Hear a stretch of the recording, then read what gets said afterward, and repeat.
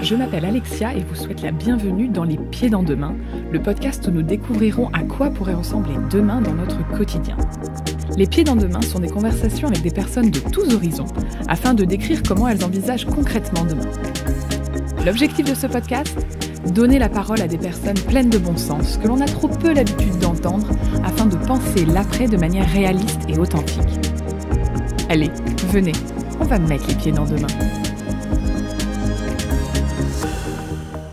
Édouard a 27 ans. Il est franco-malgache, ingénieur dans un grand groupe, bénévole dans une association pour sans-abri, catholique, homosexuel fier, parisien et a une face de chocolat, comme il le dit. Avec tout ça, j'étais obligée d'interviewer Édouard. Déjà parce que je trouvais que sa double nationalité pouvait permettre à chacun ou chacune de réfléchir un peu autrement au présent et au futur. Mais quand je lui ai demandé de se présenter, j'ai découvert à travers sa somme d'attributs qu'il avait beaucoup plus de sujets qui le touchaient et l'influençaient dans son quotidien. J'ai adoré discuter avec lui et voir comment cette somme d'attributions forgeait sa vision de la vie. Même si le destin lui a fait apparaître cette équation d'attributs comme antinomique, voire comme des contradictions, il a su évoluer au mieux avec et en faire un magnifique mélange qui font qu'il sait où il va et comment il va y aller. Nous avons parlé travail, politique, religion, bref, que des thèmes qui pourraient mettre une sacrée ambiance à un dîner de famille. La bienveillance et la réflexion d'Édouard en font des sujets hyper agréables à traiter et qui apportent une vraie profondeur à cette discussion. Cela n'engage que moi, mais c'est déjà pas mal. Je vous laisse découvrir les multiples facettes d'Édouard et réfléchir avec nous à un meilleur demain. Je vous souhaite une excellente écoute. Bonjour Édouard. Bonjour. Alors, l'objectif aujourd'hui évidemment c'est de parler de demain, de ta vision de demain. La question que je pose en premier lieu, c'est la plus ouverte qui soit pour justement commencer à toucher des débuts de réponses. La première question, c'est comment tu vois demain d'un point de vue personnel ? Alors moi je suis plutôt de nature optimiste, donc malgré toutes les situations en fait, que notre monde traverse aujourd'hui, moi j'ai toujours une vision plutôt positive et optimiste. Je sais qu'il y aura forcément des situations qui ne seront pas faciles, mais d'un point de vue personnel, je pense que ça ira. Et maintenant d'un point de vue professionnel ? Je pense que le monde dans lequel on vit aujourd'hui, en fait, il nous pose de nombreux défis, donc on va devoir s'adapter. Ce sera pas forcément facile, mais ce sont des challenges et des défis que on va devoir, et moi personnellement, les surmonter. D'un point de vue professionnel, je pense surtout que le monde change tellement vite qu'il va falloir se réinventer constamment. Et ce sera celui qui saura se réinventer le plus facilement possible, c'est celui-là qui va professionnellement, je pense, gagner. Et donc toi, Édouard, comment tu te réinventes ? Je pense que mon parcours en tant que tel, tu as décrit parfaitement déjà mon identité. Je suis franco-malgache, je suis parisien et j'ai une face de chocolat. Je suis ingénieur et je suis aussi bénévole dans une association pour sans-abri. Ingénieur dans un grand groupe parce qu'effectivement on a tendance à opposer le monde des grands groupes et le monde des réalités qui sont celles des sans-abri est beaucoup plus compliqué. Mais je pense en fait que déjà par mon parcours, j'ai cette capacité en fait de passer d'un milieu à un autre assez rapidement. Je suis né à Madagascar et je pense que ça m'a appris énormément à m'adapter au maximum et à assimiler l'environnement dans lequel je suis. Et donc j'ai cette capacité, je pense, innée à me réinventer constamment. À quel âge tu es arrivé en France ? Je suis arrivé en France à 17 ans. Qu'est-ce qui a été le plus dur pour toi quand tu es arrivé en France ? Je pense que c'était pour moi une expérience très très simple parce que j'étais dans un lycée français à Madagascar. On a baigné dans une culture française depuis qu'on est tout petit. Et donc le côté culturel n'a pas été un véritable choc. Ce qui a été certainement plus dur pour moi, je pense, c'est pas être accepté par la communauté nationale française, je dirais, mais à comprendre mes réalités, c'est-à-dire que toute cette somme que je t'ai décrit tout à l'heure, elle a besoin de vivre librement. Cette somme de caractéristiques. Je souhaitais vivre en fait toutes ces sommes de caractéristiques qui font mon identité de manière la plus libre possible, sans être contraint par la société dans laquelle on vit actuellement. Et je me suis rendu compte que c'était pas forcément si simple, même si effectivement, comme je dis, je suis de nature plutôt optimiste. Mais effectivement, face à moi, il y a différentes contraintes qui existent toujours aujourd'hui. Et pour moi, ce sont des défis et des challenges que je vais, moi, personnellement, être confronté.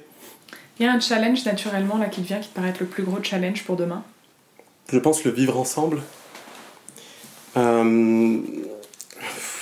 Je reviens sur effectivement toutes les contradictions, j'appelle ça des contradictions de mon parcours et de mon identité, parce que je pense que pour de nombreuses personnes, c'est pas forcément très simple.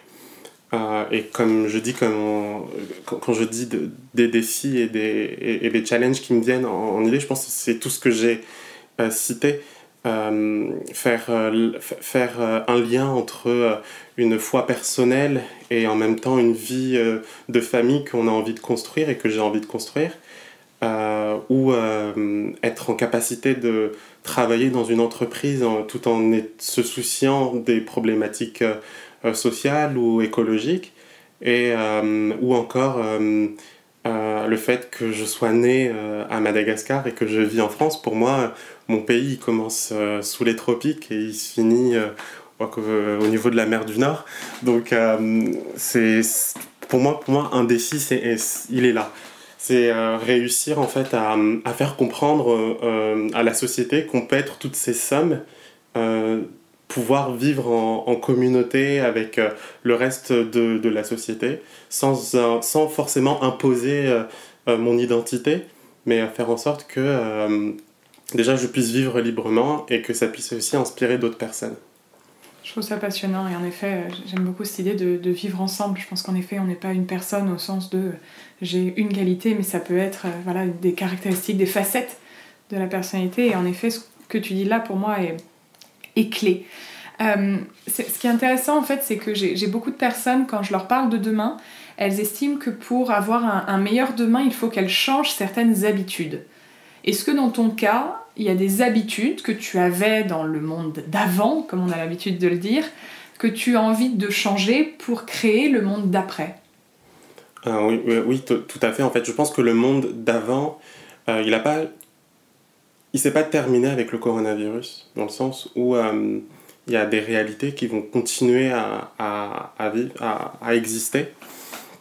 Je pense que avant j'avais quand même un focus où je me concentrais essentiellement sur ma personne et sur mon parcours, mais j'ai compris depuis la crise des Gilets jaunes ou avec la situation écologique et maintenant le coronavirus qu'il ne faut pas que je sois, désolé du mot, mais coquiffé par mes certitudes, que ce soit politique ou écologique ou religieuse ou personnelle.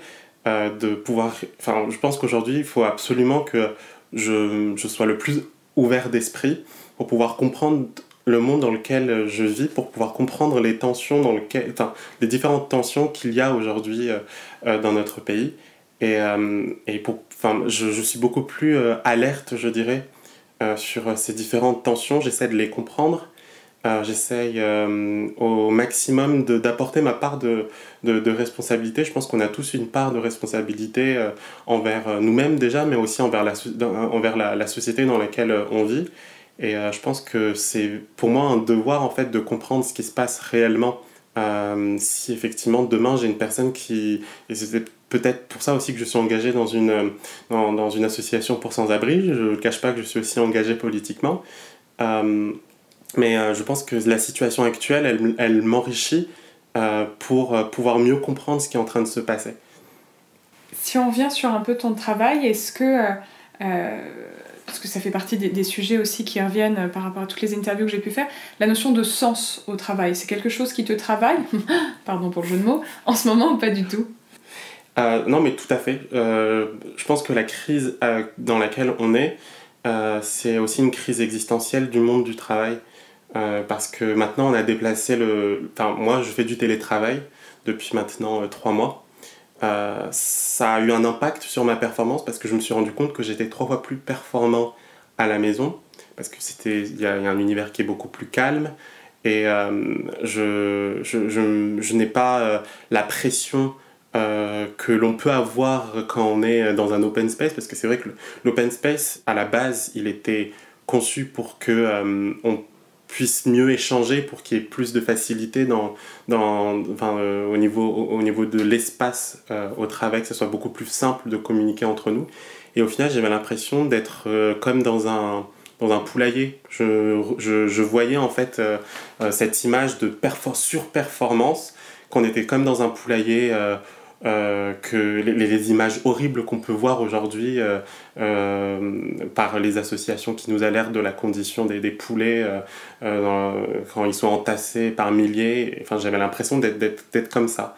Mais cette fois-ci avec la pression du management, mais aussi avec la pression de performance. Et aujourd'hui, je me suis rendu compte qu'il y a une autre manière de pouvoir faire de la performance sans forcément subir ces conditions qui, pour moi, vont devoir évoluer dans le temps, parce que humainement, pour moi, je pense qu'elles ne sont pas tenables dans le monde dans lequel on vit aujourd'hui. Tu évoques énormément de sujets. Allez, viens, on va se projeter un tout petit peu. Le futur, toi, dans 10 ans, tu l'imagines comment ? Là, je ne saurais pas du tout, je ne saurais pas quoi te dire. Parce que je pense que le monde change tellement vite, je ne serais même pas capable de te dire dans 3 mois ce qui va se passer. Effectivement, je pense que la situation actuelle, elle va durer encore un petit peu longtemps. Il y aura une période d'instabilité, de turbulence sur plein de domaines écologiques, social, sanitaires. Et j'espère qu'à la fin de ces trois problématiques, il y aura quand même une meilleure situation pour tout le monde.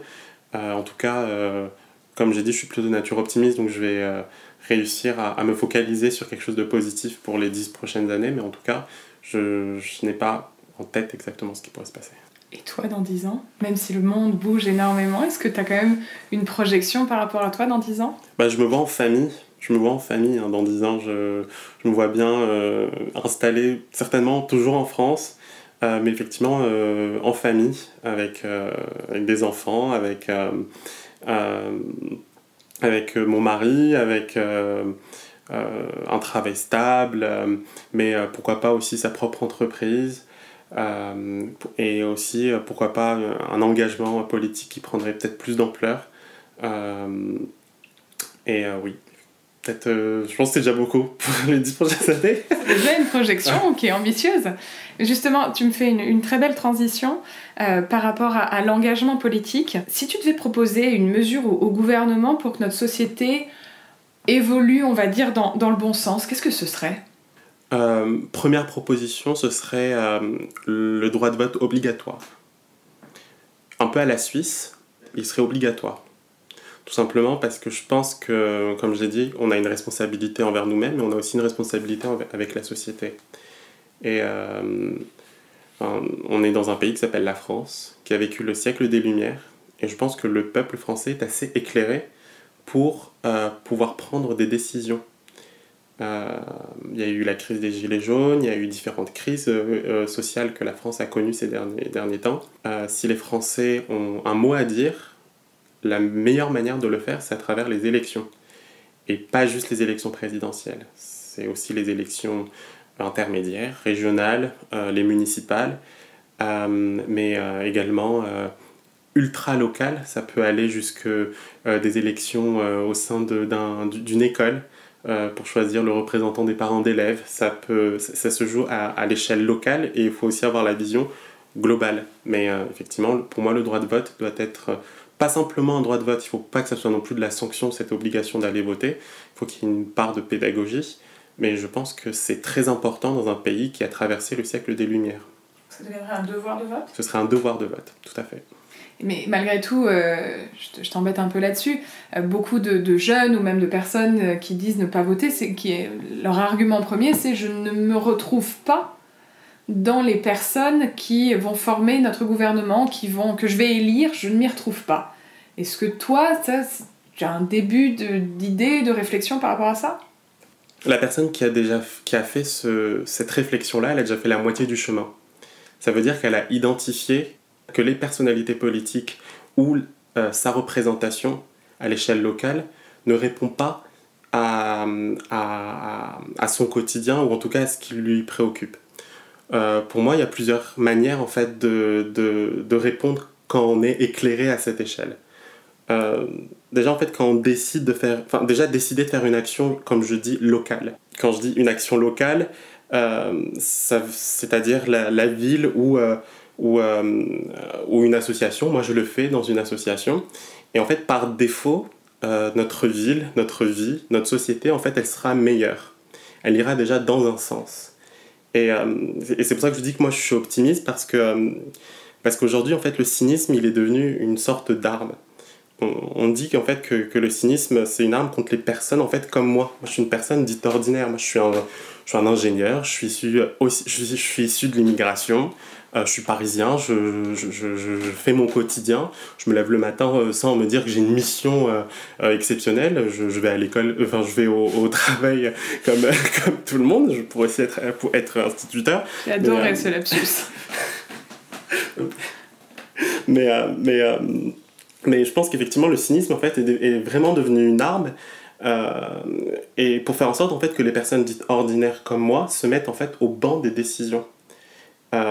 Et qu'elles se mettent totalement en retrait des processus de décision, et notamment politiques. Et c'est pour ça qu'il n'y a pas d'offre qui pourrait te correspondre à toi, par exemple. C'est parce que ta représentation n'existe pas aujourd'hui, parce que peut-être tu n'as pas aussi fait ta part de travail à ton échelle. Et là, j'ai cité une association, mais c'est aussi un rayonnement même dans ta propre famille, faire exprimer tes envies, ce que tu me posais comme question, comment je me voyais dans 10 ans. Moi, je me disais, effectivement, moi, je veux faire famille dans 10 ans. Et effectivement, même à l'échelle de ma propre famille, quand j'ai des questions, je dis mais comment, toi, homosexuel, dans 10 ans, tu pourrais avoir des enfants en France? Et c'est pour cela que je pense que la cohérence dans cette volonté dans 10 ans de faire famille doit aussi se traduire dans une cohérence dans un engagement local ou dans un engagement politique. J'aime beaucoup ce terme, faire famille. Je trouve que ça change. On a plutôt dire fonder une famille, mais faire famille, j'aime bien aussi, c'est un peu le vivre ensemble. Faire famille, en effet, je pense que ça peut même aller plus loin que juste le fait d'être avec ses enfants et son compagnon, mais faire famille avec tous ceux qui nous entourent, je trouve que c'est un sujet tout à fait intéressant.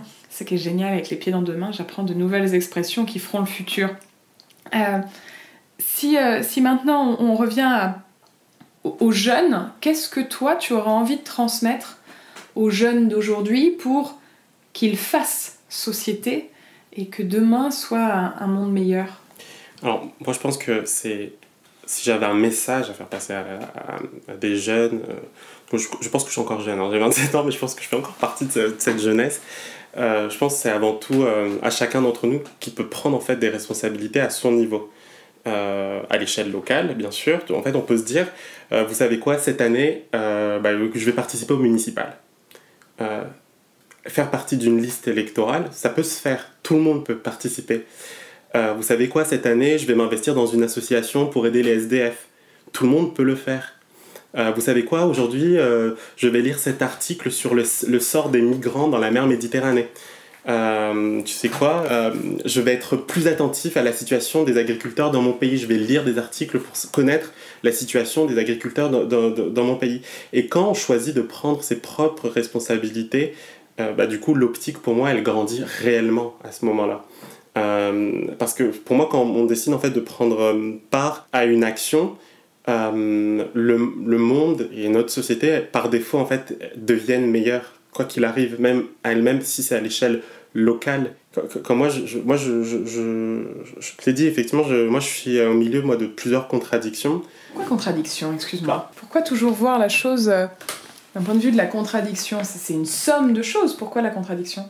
Je dirais qu'aujourd'hui, effectivement, quand tu me posais la question, quand je suis arrivé en France, toutes ces sommes-là, au vu de la société, sont considérées comme des contradictions.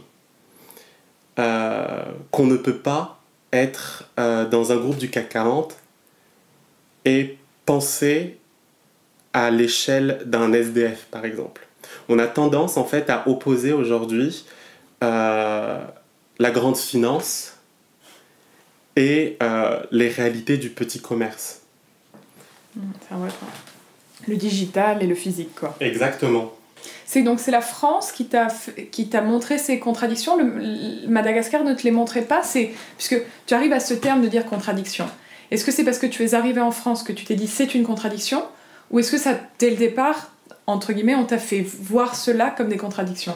Je pense que la problématique, quand j'étais à Madagascar, c'est que déjà j'étais beaucoup plus jeune, donc prendre conscience de sa propre identité quand on est jeune, c'est plus compliqué. Et je pense que la France, en tout cas, m'a permis de vivre ces devises, c'est-à-dire la véritable liberté. Et quand on vit en fait librement, on prend conscience de qui l'on est réellement parce qu'on sait, on se tient sur nos jambes. À Madagascar, quand on est jeune, lorsqu'on est dans son propre, dans sa famille, on est chouchouté par ses parents, et c'est vrai qu'on ne vole pas forcément de nos propres ailes, on ne prend pas forcément conscience de qui l'on est, et aussi des combats qu'on veut mener par la suite. C'est vrai que ces contradictions à Madagascar, pour moi, elles étaient certainement beaucoup plus tranchées, donc elles se posaient quasiment même pas. C'est-à-dire qu'à Madagascar, la notion d'être franco-malgache n'existe pas forcément. On est soit totalement malgache, on est soit totalement français. Et c'est beaucoup plus tranché qu'en France, je dirais.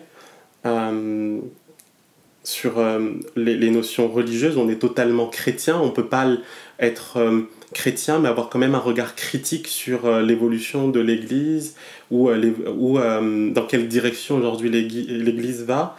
On ne peut pas être tout simplement chrétien et homosexuel, c'est impossible. Mais même en France, il y a certaines problèmes. Enfin, il y a effectivement des tensions sur ce sujet. Mais c'est vrai que le fait qu'à Madagascar, toutes ces contradictions étaient tout simplement pas possibles. Lorsqu'elles sont arrivées en France, elles se sont exprimées et elle s'est effectivement aussi heurtée aux problématiques françaises. Mais je pense qu'en France, comme je l'ai dit, la France est pour moi un très grand pays et a traversé son siècle des Lumières et en capacité d'accepter ces contradictions-là. Quand tu penses à demain, est-ce qu'il y a quelque chose qui te fait peur? J'ai peur que le cynisme gagne, en fait. J'ai peur en fait qu'on livre qu'on livre finalement notre optimisme entre les mains de personnes en fait qui ont des intentions pas forcément favorables au vivre ensemble. J'ai peur en fait que les frustrations de chacun l'emportent en fait sur la raison, sur la capacité de se dire en fait que cette tension qui est en face de moi, elle a aussi des conséquences pour moi-même. Et ouais, non, je pense que c'est cette crainte-là, surtout qu'effectivement le cynisme l'emporte, que même moi-même, en fait, je sois emporté dans ces frustrations et je m'emploie chaque jour à faire en sorte que l'optimisme soit le plus haut possible. J'évite de me plaindre quotidiennement, mais même si c'est compliqué. Non, je pense surtout que c'est cette crainte-là, cette crainte pourquoi ça me fait peur, qu'en gros, les frustrations, généralement, elles engrangent systématiquement quelque chose de négatif. Quand on est frustré, il y a plusieurs manières d'expression, et très souvent, c'est une manière plutôt négative. Donc, si effectivement il y a une frustration nationale et qu'elle s'exprime de manière négative, effectivement, j'ai bien peur que ça soit compliqué pour notre futur. Est-ce qu'il y a quelque chose qui te rassure? L'éducation. L'éducation et que l'éducation. Je pense que c'est très très important d'instruire, d'avoir un regard éclairé sur les différentes notions, de lire, de connaître l'histoire de son pays, par exemple, connaître sa géographie. C'est cette capacité à pouvoir débattre, mais aussi avoir un jugement qui ne soit pas totalement étriqué. Et je pense que c'est par l'éducation que c'est possible. Et tu crois en l'éducation de la France ? Je pense que oui. Pour moi, c'est la principale... Enfin, heureusement que la France a une école qui est gratuite pour tous. Heureusement qu'en France, il y a encore une structure, je dirais, de république forte, même au sein de l'école. Alors oui, tout n'est pas parfait. Mais oui, je pense qu'en France, on a la chance d'avoir un système qui permet à ce qu'il y ait quand même un ascenseur social qui n'existe plus dans certains pays, comme aux États-Unis ou dans le monde anglo-saxon. Et on a vu les résultats depuis maintenant 5 ans. On a vu ce qui s'est passé en Angleterre ou encore aux États-Unis depuis 5 ans. Voilà, les résultats, c'est des frustrations qui se sont exprimées.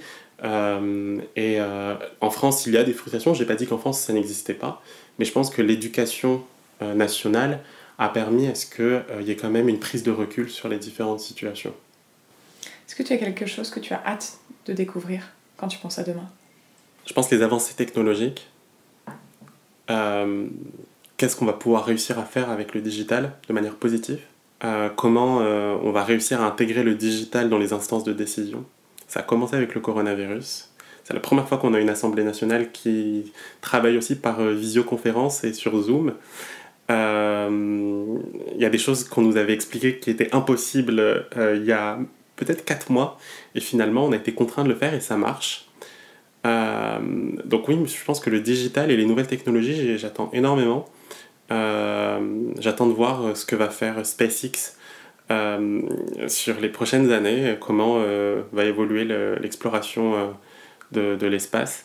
Et j'attends énormément des nouvelles technologies et j'espère que ce sera accessible au plus grand nombre. Si je reviens sur un sujet plus léger mais qui m'amuse beaucoup, qu'est-ce que ça t'évoque, les pieds dans demain ? Qu'est-ce que ça m'évoque ? C'est peut-être poétique alors du coup. Peut-être les pieds dans demain, mais alors la tête dans les étoiles.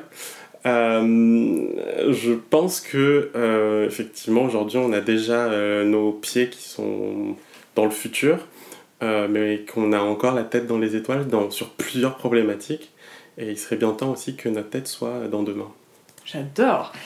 À chaque épisode, j'ai des choses différentes. J'adore votre imagination, votre créativité, ça me plaît beaucoup. Si tu devais t'adresser à demain, si demain était une personne, qu'est-ce que tu lui dirais ? Juste une phrase, je dirais, pour cette réponse. Bats-toi pour que tu sois au meilleur de ta forme et pour que tu puisses exister surtout. Parce que pour de nombreuses personnes, je pense que c'est pas forcément possible. En tout cas, j'espère que tu pourras exister de manière positive et encore une fois dans une concorde complète. C'est-à-dire que tout le monde puisse te voir. C'est intéressant parce que dans la liste de caractéristiques que tu m'as donnée quand tu voulais te présenter, tu as mis en exergue le fait que tu étais catholique. Est-ce que la religion t'aide à réfléchir à demain ? Je pense que c'est une foi qui... Enfin, là, tu as cité la religion et c'est vrai que si j'étais pleinement français, dans le sens où en France, on est défini d'abord par sa citoyenneté, j'ai mis la religion parce que pour moi, ça a une incidence qui est personnelle, parce que ma foi personnelle, elle me permet en fait de me dépasser, elle me permet de regarder l'avenir en tout cas avec optimisme. En tout cas, moi en fait ça me permet réellement de me dépasser. Ça me permet de me dire en fait, j'ai pas à m'inquiéter de demain parce que je sais que je suis armé aussi par ma foi. Je suis armé pour pouvoir vivre du mieux que je le peux demain. Voilà. Et moi, à mon niveau, qu'est-ce que je peux te souhaiter pour demain ? De pouvoir vivre tout ce que j'ai pu citer là. Je pense que c'est... tous les jours, pour moi, oui, effectivement, c'est un challenge, mais j'espère que toute cette palette de couleurs pourra s'exprimer demain. Je pense que c'est ce que j'aimerais qu'on me le souhaite. Pouvoir vivre librement toute cette palette. Bien ce que tu disais, en effet, vivre ensemble et faire société. Mais en tout cas, On pourrait parler des heures et j'essaie quand même de limiter, même si mes invités ont plein de choses à dire et hyper intéressantes, mais ça donne déjà des débuts de réponse et donc un grand merci. Grâce à toi, j'ai certes les pieds dans deux mains, mais j'ai aussi la tête dans les étoiles, donc un grand merci Édouard pour ton temps. Merci à toi. J'espère que vous avez apprécié cet épisode autant que j'ai pris de plaisir à le préparer. Merci d'être toujours plus nombreuses et plus nombreux à écouter les pieds dans deux mains. Continuez de me soutenir en vous abonnant sur votre plateforme d'écoute préférée, en partageant des épisodes ou encore en mettant des étoiles et des commentaires. La compétition est rude, mais je sais que je peux compter sur vous. Les pieds dans deux mains est disponible sur les plateformes les plus connues, parmi lesquelles Apple Podcast, Google Podcast, Spotify, Deezer, Podcast Addict, mais aussi YouTube. Vous pouvez suivre les aventures de mon podcast sur le compte Instagram @lespiedsansdemain_8. Et enfin, un grand merci à Karl Moreau et son professionnalisme pour le montage de chaque épisode, Camille Lalou et son talent pour l'illustration du podcast. On se retrouve vendredi dans 2 semaines pour un nouvel épisode. D'ici là, profitez bien du moment présent avant de réfléchir à demain.